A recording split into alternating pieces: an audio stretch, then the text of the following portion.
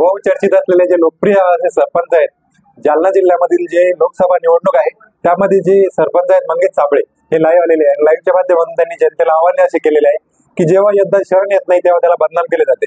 अशाच प्रकारचे आव्हान त्यांनी जनतेला करून जनतेशी थेट संवाद साधलेला आहे। चला तर बघूया नेमकं मंगेश साबळे आजच्या व्हिडिओमध्ये काय म्हणतायत आणि त्यांनी जनतेला काय आव्हान केलेले आहे। नमस्कार मित्रांनो, मी मंगेश साबळे बोलतोय।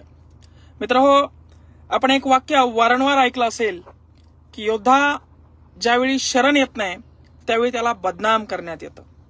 तसंच या ठिकाणी पक्षाच्या कार्यकर्त्यांकडनं त्यांना आता कळलंय त्यांच्या पायाखालची वाळू सरकली आहे, म्हणून त्यांनी बदनामी आपली या ठिकाणी सुरू केलेली आहे आणि वारंवार तो गैरसमज दूर करण्याचा लाईव्हच्या माध्यमातून आपल्याशी मी संपर्क साधतोय।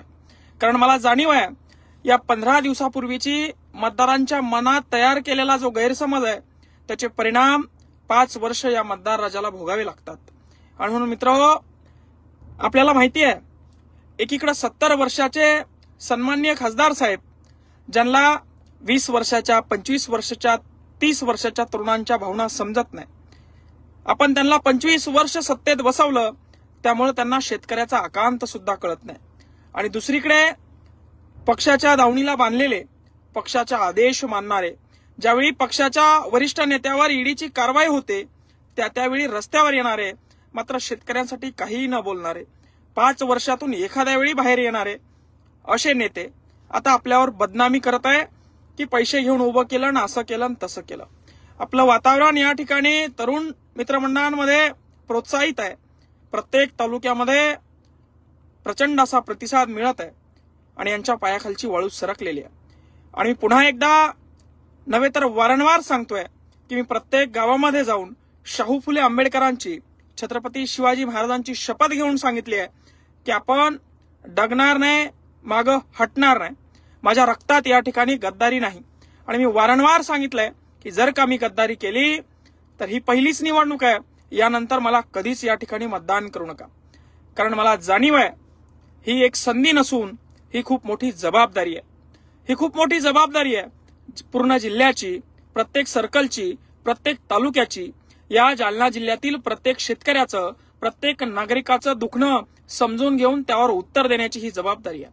त्या लोकशाहीच्या मंदिरामध्ये या जालना जिल्ह्याच्या शेतकऱ्यांचा आवाज, यांच्या दुधांचा भाव, यांच्या मालाचा भाव, यांच्या कपासीचा भाव, यांच्या मक्याचा भाव, यांच्या सोयाबीनचा भाव, त्या ठिकाणी त्या लोकशाहीच्या मंदिरामध्ये वारंवार आवाज देऊन त्या झोपलेल्या देवताला जागा करण्याची ही जबाबदारी आहे।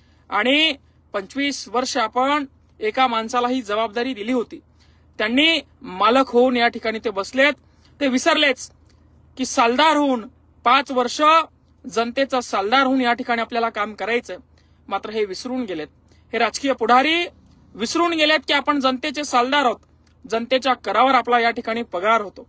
आणि म्हणून आता सामान्याच्या घरातून एक शेतकऱ्याचं पोरगं उभं राहतंय तर यांच्या पोटात दुखतंय। आणि यांच्या पक्षाचे कार्यकर्ते आता प्रत्येक ठिकाणी बदनामी करायला यांनी सुरुवात केली।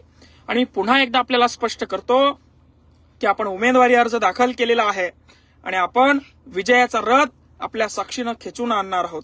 आपण देशाचे ध्येय धोरण ठरण्यासाठी, तरुण पोरांच्या शिक्षणासाठी, तरुण पोरांच्या आरोग्यासाठी, कष्टकऱ्यांसाठी, शेतकऱ्यांसाठी, 18 पगड जातींसाठी त्या लोकसभेच्या मंदिरामध्ये आवाज उचलणार आहोत।